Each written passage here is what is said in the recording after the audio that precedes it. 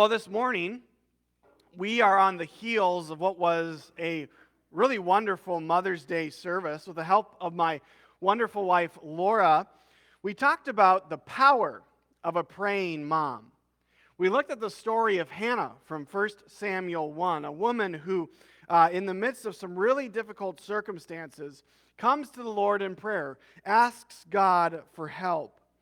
Laura did a great job last week in sharing how the inner turmoil that Hannah faced is one that is common to most women, and especially to mothers, and how by presenting those struggles and those requests to God, true and meaningful peace can be found.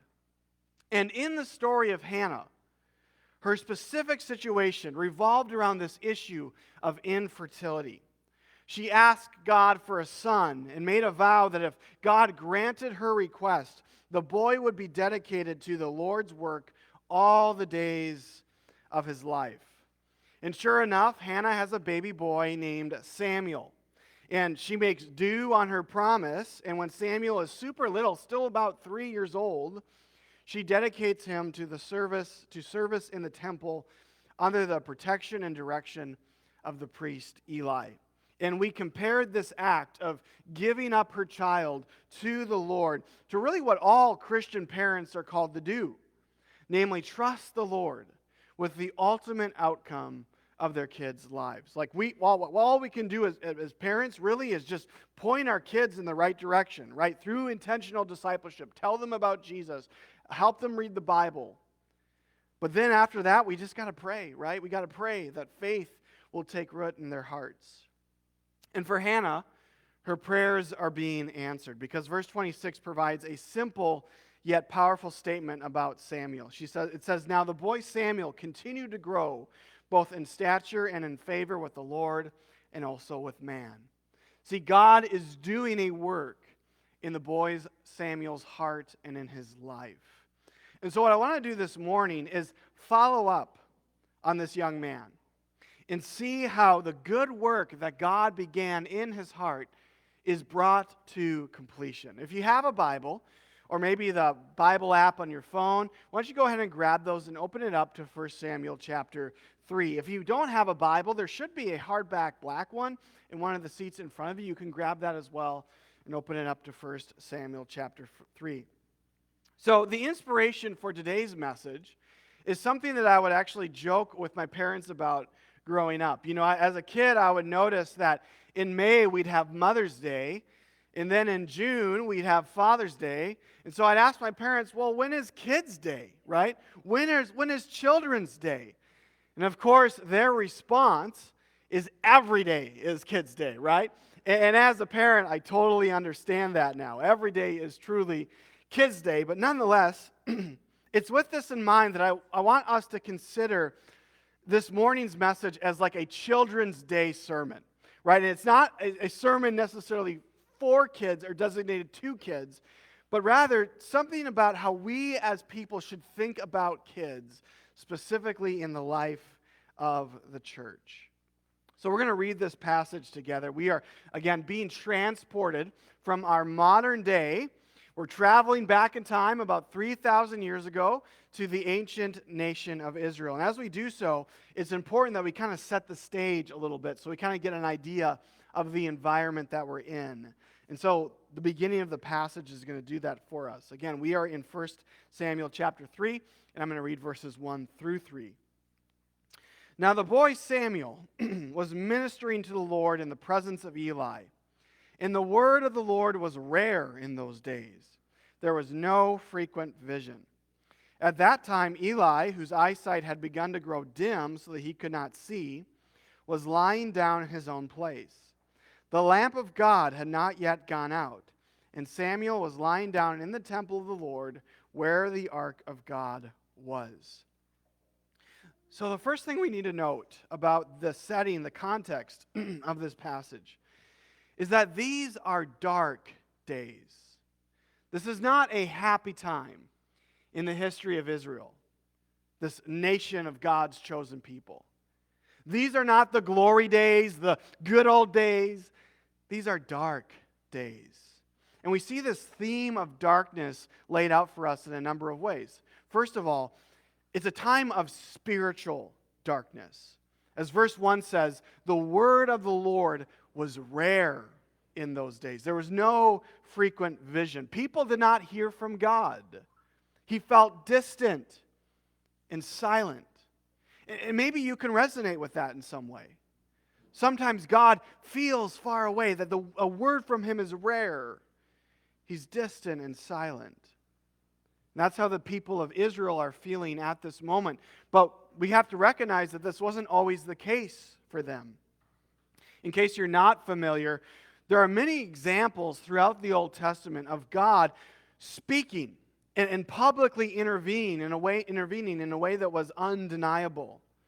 And usually this revolved around the presence of a prophet or some other kind of prominent leader of the Jewish people. So for instance, when the prophet Moses led the Israelites out of slavery in Egypt, they saw and heard God all the time, right? The word of the Lord was not rare in those days. It was a daily occurrence. And the fact it was so often, it was kind of nonchalant. Oh, that's God again, right? There He is doing His work again. There He goes again. There's His voice again. But now, in 1 Samuel 3, things are silent. You see, Israel was in a period of time that the Bible labels as the time of the judges. Judges were warrior-like figures who God would raise up from time to time to lead the people when they would stray from Him, which happened quite a bit. In fact, the most famous phrase from this time in Israel's history comes from Judges chapter 21. It says, "In those days there was no king in Israel. Everyone did what was right in their own eyes. People followed their hearts, if you will. But the heart is deceitful above all else, and so they'd often find themselves in trouble." And so what would happen throughout the course of time was a vicious cycle. You see, the Israelites would fall into idolatry. They would go away from the Lord. They would start worshiping false gods. And then because of their idolatry, God would get angry with them, and He would allow foreign nations to overtake them and oppress them. And then the people would in turn cry out to God again. There would be revival. People would reach out to the Lord, and God would have compassion on them and hear them, and He would send to them a judge, a warrior who would help liberate them, who would stir up this emancipation effort, which would be successful. But then the judge, this warrior leader, would eventually die, and sure enough, the people would fall back into idolatry, and the cycle would continue over and over and over again. This graph is pretty much the synopsis of the entire book of Judges. And so at the time of 1 Samuel 3, we're kind of are steering towards this idolatry and rebellion stage. And I'll explain a little bit more how I know that in a second. So this is a time of spiritual darkness for the nation of Israel, but it's also dark in the world of Eli the priest, literally. Now, Eli the priest, if you were here last week or know the story, he was serving in the temple. This desperate woman, Hannah, comes to the temple. She's praying fervently for a child, and she's just pouring out her soul before the Lord. But as she's doing so, she's not saying anything. Her lips are just mouthing words. And we're told in the story that Eli keenly observed her praying, saw her lips moving without any sound coming out. But about 13 years have passed since then. And so it tells us that the eyesight had begun to grow dim so that he could not see. His world is dark. He's going blind. He is blind. But the truth about Eli is that his blindness has actually lasted for quite some time. Because if you look back at chapter 2, you will see that Eli has again and again turned a blind eye to the behavior of his sons. And I don't have time to read it. But in the previous chapter, we learn about Hophni and Phinehas, the two sons of Eli who have picked up the family trade, if you will, of priesthood. But unfortunately, they are wicked men. They are priests who do not know the Lord, meaning they do not have a genuine faith or relationship in him. And it shows in their behavior. So like Hophni and Phinehas, they're like the original frat boys, right? They like to party it up. They demonstrate foolish disrespect and contempt for the law of God concerning the offerings made to him. And they actually use their positions as priests as leverage to get the ladies. They are promiscuous and they sleep around with a lot of ladies while they're on the job of being a priest. Like, talk about hypocritical. And the Bible tells us that the sin of the young men was very great in the sight of the Lord, and that it was so bad that it was the will of the Lord to put them to death. It's pretty intense, right? Very intense. You see, God takes the sin of these priests, these pastors, very seriously. But Eli, their father, well, he's turned a blind eye to it all. Like, sure, he rebukes them and tells them to stop, but he doesn't do anything beyond that. He doesn't remove them from the positions or punish them in some way. He just kind of gives them a slap on the wrist. Eli's world has grown dark. He's turned a blind eye. It is a dark time in the nation of Israel. And when we get to the events of this particular passage, the stage is now set by letting us know that at this particular time, it is physically dark. It's nighttime. Eli has gone to bed. Samuel, this now pubescent priest in training, is lying down on the temple floor.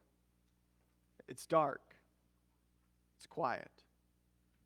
In fact, the only sound that can be heard in this giant temple that echoes through the chambers is the gentle hissing of the fire on the lamp of God, a sacred lampstand in the temple that represents the Lord's presence and light, which actually points us to something really important, really powerful. You see, in the midst of these dark days, when Eli's physical and even spiritual vision is fading, and the word of the Lord is rare and seldom considered, when God feels distant, when he feels far away, the light of God has not yet gone out. There is a glimmer of hope. And that hope is found, I think, in the next generation. In that 12 or 13-year-old boy who is fast asleep on the floor. God is doing something in the heart of the next generation. And it all begins with a rough night. Let's pick things up. We're in verse 4. Then the Lord called to Samuel and said, "Here I am." And he said, "Here I am," and ran to Eli and said, "Here I am, for you called me." But Eli said, "I did not call. Lie down again." And so he went and lay down. And the Lord called again, "Samuel." And Samuel arose and went to Eli and said, "Here I am, for you called me." But he said, "I did not call, my son. Lie down again." Now Samuel did not yet know the Lord, and the word of the Lord had not yet been revealed to him. And the Lord called Samuel again, and a third time, and he arose and went to Eli and said, "Here I am, for you called me." So in the midst of these dark days comes a rough night. Anybody here ever had a rough night, especially recently, where you had a hard time falling asleep or staying asleep? Like maybe it was right after a surgery and you were just really uncomfortable and weren't really quite able to get in the right spot. Or maybe it was some sort of other physical pain that was keeping you up in the middle of the night.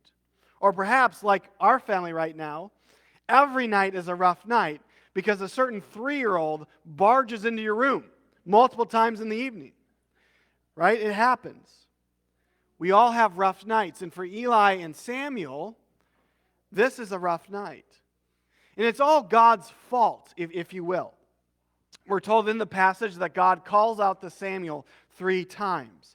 And Samuel, being this dutiful intern, thinks it's his boss Eli who's calling him. And so he responds to that, and he runs to Eli, and he wakes him up. And poor Eli, I imagine like a sleep-deprived parent, keeps telling poor Samuel, "Go to bed," right? "Stop doing this. Stop waking me up." Like, what do you have against the concept of a good night's sleep? Like, what is your problem here? Now, the reason why Samuel keeps waking Eli up is because he hears, according to the passage, he hears this audible voice, unmistakably audible voice, calling out to him 3 different times. But he doesn't recognize that it's God's voice. Because, as verse 7 says, Samuel did not yet know the Lord. And I find that super interesting. That author, the author of this book, uses the same phrase to describe the boy Samuel that he did to describe the wicked prophets Hophni and Phinehas. Just as Hophni and Phinehas did not know the Lord, Samuel does not yet know the Lord. In other words, Samuel doesn't have a personal relationship with God. And to put it in our post-Jesus terms, Samuel is not yet a Christian. Now, isn't that something? That should shock you in some way. At 13 years old, Samuel doesn't know the Lord. Why is this interesting? Well, I would guess that a lot of you in this room, some of you in this room perhaps, you grew up going to church. Like every Sunday morning, your mom dragged you there. You were there. You had your butts in the seat, right? She made sure of it. You, maybe even back in those days, you had a Sunday night service, right? And so you were there for Sunday night service. Or maybe you grew up going to a midweek program on Wednesday nights throughout your childhood. You grew up going to church. Now, Samuel does you one better. If you grew up going to church, Samuel grew up in church, right? He was raised in the temple. He was raised in church. It was his home. He wasn't just there twice or 3 times a week. He was there daily, every single day. He lived in it. He was raised in it. He breathed it in. By this age of 13, he has already been educated in the history of the people of Israel and in the law of God. So what we see happening, what's being made clear, is that though Samuel knows about the Lord, he does not know the Lord. And I think this is a really good reminder for us that just because a child is what we would call a church kid doesn't mean that they're a Christian kid. As people, we have a tendency often to judge by outward appearances. Like, oh, that kid is so well behaved and sits well in church. Or she sings loud during the worship time and she carries her Bible around. She must be a really good Christian kid. But the fact of the matter is that sometimes the truth of the gospel hasn't hit the heart, even in children. They might know about God, but not know God. And this is true of adults too, isn't it? This is true for all people. In case you don't know, just because you grew up in church, maybe even go to church, even serve in church, doesn't mean you're a Christian. That's not what makes you a follower of Jesus. That's not what guarantees a ticket to heaven. What makes you a Christian is a personal relationship with Jesus Christ. It's not merely intellectual knowledge, knowing about God or knowing about the Bible. It's knowing the Lord. Knowing Jesus on a heart-deep level that changes your life, that spills out for others to see. And at this particular time, Samuel does not yet know the Lord. But yet is that key phrase. Because look at what happens on the 3rd time that he wakes up poor Eli. Something dawns on Eli. Look at verse 8. It says, "And the Lord called to Samuel again, and the 3rd time he arose, and he went to Eli and said, 'Here I am, for you called me.' Then Eli perceived that the Lord was calling the boy. Therefore Eli said to Samuel, 'Go, lie down, and if he calls you, you shall say, Speak, Lord, for your servant hears.' So Samuel went and lay down in his place. And the Lord came and stood, calling as at the other time, Samuel, Samuel. And Samuel said, Speak, for your servant hears.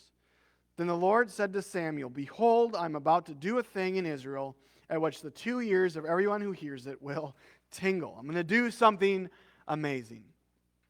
You see, something dawns on Eli in this passage. It dawns on him that the Lord is calling the boy.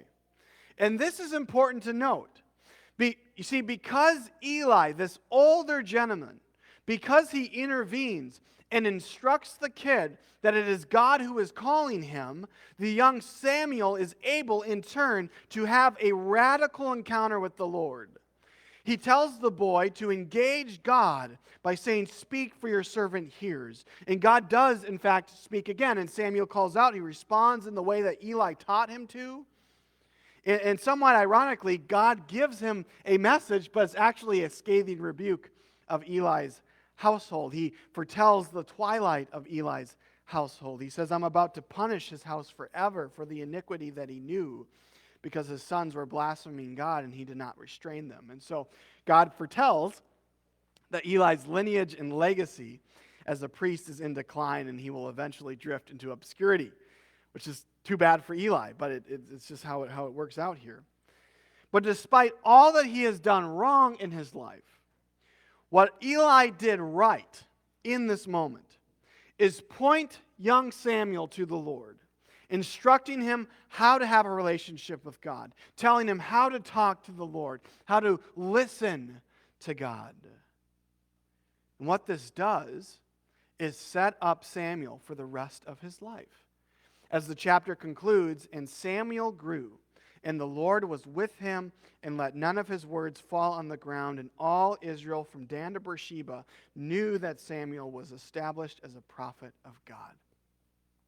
You see, Samuel is going to go down in history to be one of the most important figures in the history of Israel. In his lifetime, he's going to lead God's people. He's going to call out the hypocrisy of religious leaders. He's going to crown kings, and he's going to speak of the word of the Lord. But when does this all start in Samuel's life? Does it start when he's an adult and already has all his stuff together? Everything figured out? No. It's when he's a boy. When he's 12 or 13 years old. I mean, think about the 12-year-olds that you know in your life. We're talking 6th graders. Talk about an obnoxious age, right? It's an interesting time of life. Like, we look at 6th graders and go, oh, like they're so foolish. They can't possibly understand the deep things of God. Well, apparently they can.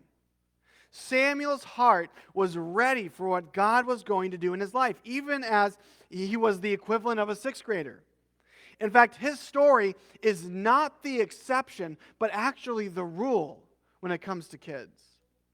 Studies show that most people make that personal commitment to follow Jesus, to become a Christian, between the ages of 4 and 14. In childhood, most people, not all people, but most people, make a lifelong decision to follow Jesus, which means that ministry to children is one of, if not the most important things a church can do.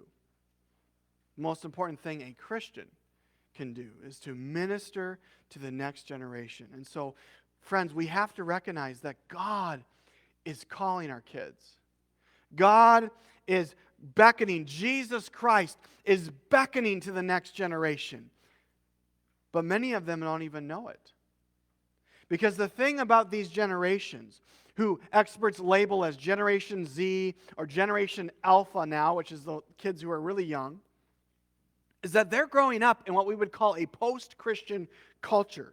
Like, they don't have the benefit that Samuel had of being raised in the church. And they don't have the benefit that many of you probably had of being raised going to church, which means that even more so than Samuel, they don't recognize the voice of God that is calling them. And so if Samuel, the kid who grew up in the church, didn't know it was God beckoning him in the night, how in the world are iPad kids going to know? How are they going to know? By the next generation.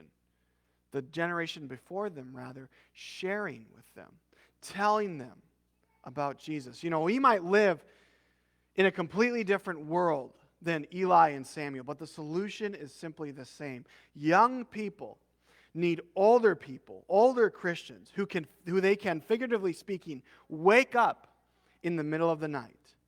Kids from preschool to seniors in high school need Christian adults that they can turn to for help and guidance for the deeper things of life. And the parents of these kids need help and insight from older folks who've been there before, who can walk alongside them as they try to raise their kids in the faith. That's all they really need. That's all the next generation really needs. They need somebody, anybody, who cares about Jesus and cares about them to reach out and point them to Christ. I mean, in many ways, Eli the priest is the first example that we have in the Bible of a youth pastor or a kids club leader. I mean, usually when you think of a youth pastor or you think of like someone who works with kids, you think of someone who's young and hip, got skinny jeans on, perfect hair, young hipster kind of person. But according to the Bible, this is what the best youth pastor looks like. Old, blind, and we learn later on, fat, right? That's the prototype youth pastor. You see, what Eli had wasn't looks, it wasn't cool, being cool or hip. What Eli had was a genuine love for the Lord and for Samuel. And that's what young people need more than being cool. They need someone who consistently shows up and cares about them and tells them about Christ. Let me give you an example of this, of someone who showed up in a big way.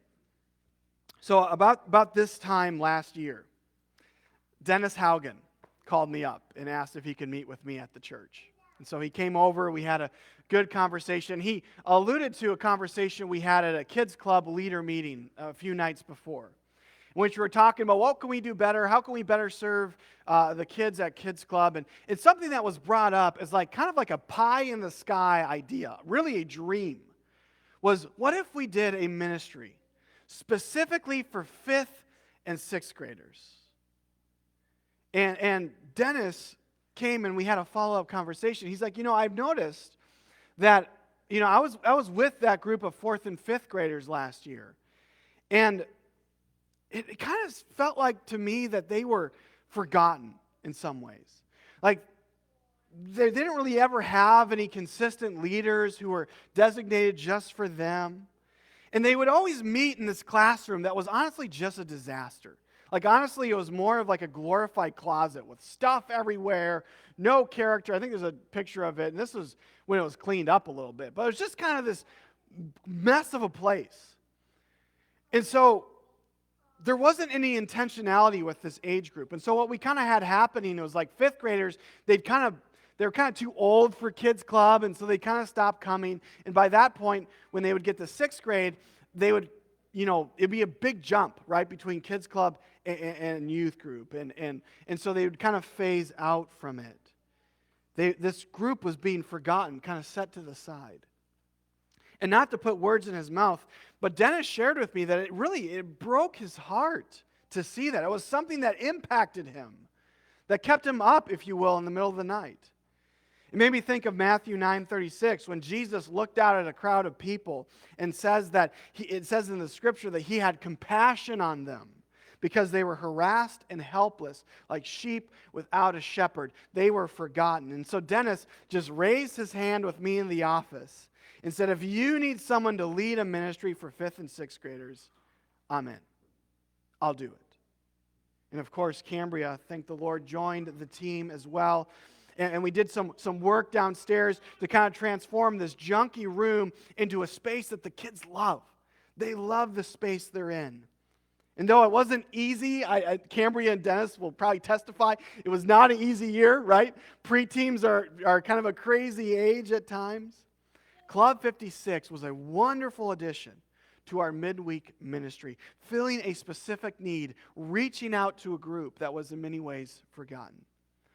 And this is just one example, but the question that I really want to leave with you today, whether you are a part of this church or even if you're visiting from a different church or don't go to a church at all, is I want you to seriously consider, how are you going to respond when the next generation starts waking you up in the middle of the night? I mean, think about Eli with Samuel for a moment. Like, he could have gotten really frustrated with the kid and annoyed that he kept interrupting his good night's sleep. But instead of ignoring him, Eli allowed the inconvenience and actually embraced the inconvenience and saw it as an opportunity to pass on his knowledge of the Lord to Samuel so that Samuel could encounter God. And what I need you to know is that if you are serious about reaching the next generation for Christ, it will be inconvenient. It will not be a walk in the park. It will be inconvenient. It's not going to be simple. It will cost you something. Friends, I know that there are churches all across our nation, even churches we could think of, where on a Sunday morning, they gather and there are no children. There are no young families, no kids. And if you were to have a conversation with those many wonderful people, wonderful saints who are a part of those churches, they would tell you with tears in their eyes that they want young people. They desperately desire to have their church that at one point was vibrant and filled with young people, to have those young people back again, to have those families back again. But I wouldn't be surprised that for a lot of those sincere people that you were to talk to, sincere believers, that if you really press them, they would not be willing to give anything up in order to make that possible. They wouldn't change their music. They wouldn't invest financial resources. They wouldn't change their service time. They wouldn't do any sort of adjustments. They wouldn't even put paint on the walls if it meant reaching the next generation. Because they like church how it is. They want church to be the way it is. They don't want to change. And so they'll keep on crying because they won't be changing. They won't do what it takes. They won't embrace the inconvenience of being woken up by the next generation. And so, church family, whether you're a part of Christ Community Church or a part of a different church, my message to you this morning is that we have to make room for the next generation. We have to let them wake us up in the middle of the night. Because a church that does not let the next generation wake them up dies in their sleep. It's happening all across the nation. If you do not let the next generation wake you up, you will die in your sleep. A church that does not allow spiritually seeking young people to awaken them will eventually pass away. And there are spiritually seeking young people. Next time I preach, we're going to talk about that and what that looks like. And there's certainly many ways that you could apply this, but I want to end my time by sharing one particular way that we are endeavoring to do this at Christ Community Church. One way that, especially if you're a part of Christ Community Church, that you could apply this to your lives, that you could let the next generation wake you up. So, if you've been around Christ Community Church, something that you maybe have noticed is that we're growing as a church. Over the past 5 years, our attendance has, on a yearly basis, increased about 10% each year. A very, very healthy rate of growth. Doesn't always feel like it when we're in such a small church to see, but hopefully you've noticed that people are starting to come and be a part of Christ Community Church. People from all different walks of life are joining the Christ Community Church family. And one demographic in which we've seen a noticeable increase is in the number of young families with children. Like I said earlier, God is doing a work in the next generation, both in our nation, but also right here in our community. And many of the parents who are coming to church, I've noticed, did not grow up going to church. That assumption that I made earlier is not applicable for a lot of millennial 20s and 30s parents. They did not grow up going to church. They're paving a new path, setting a foundation of faith that they themselves did not have growing up. They are responding to the call of God. And with these parents comes what is most precious to them, their children, who I believe that God is calling as well. And, words cannot express how encouraged and excited I am by what God is doing in our little corner of the world. But as a result of this newfound vibrancy, we are encountering an area in which I believe we could grow in serving the next generation. I've never had the chance to wrangle a raccoon. Anybody raccoon hunted before or anything like that? I've never had a chance to wrangle a raccoon.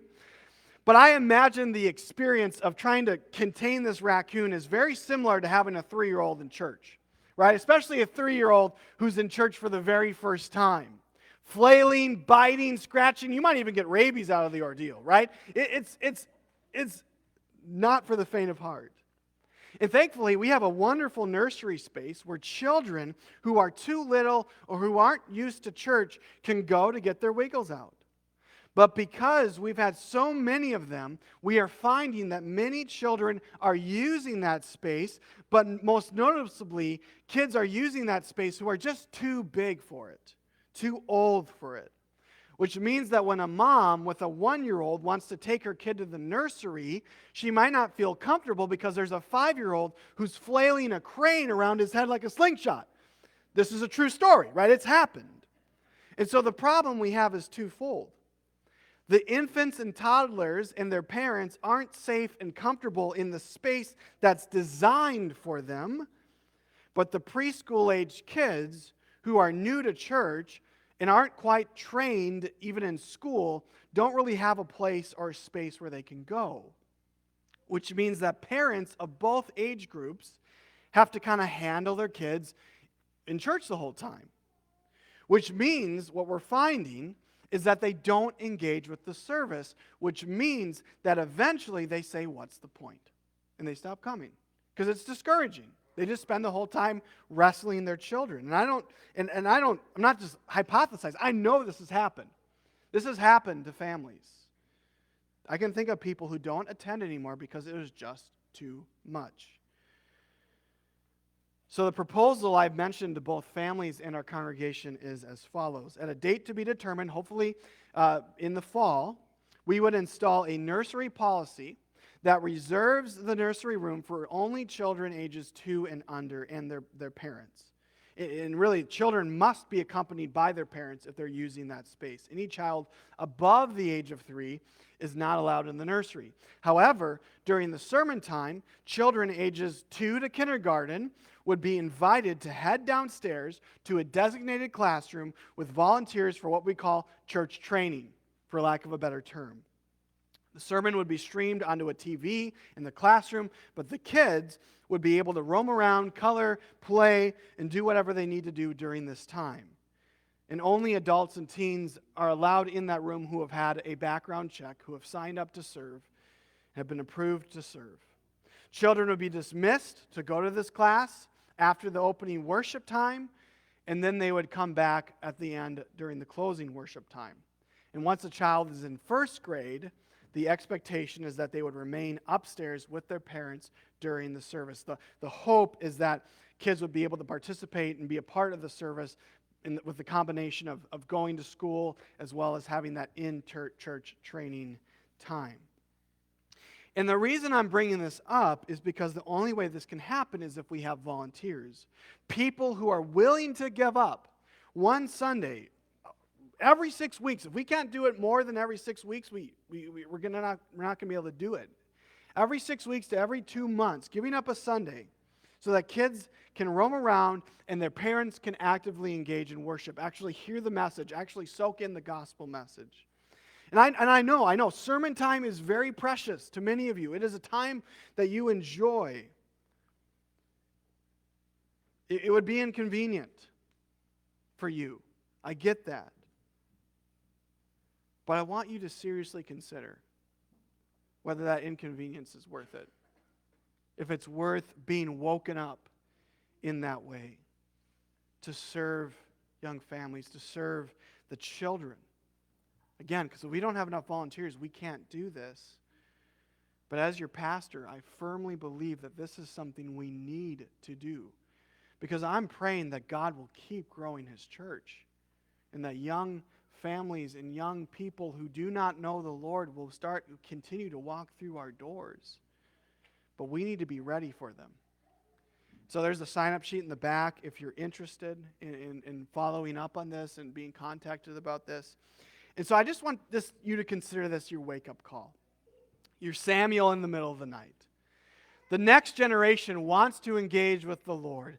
And so will you, in whatever context you're in, will you make it possible for them to do so?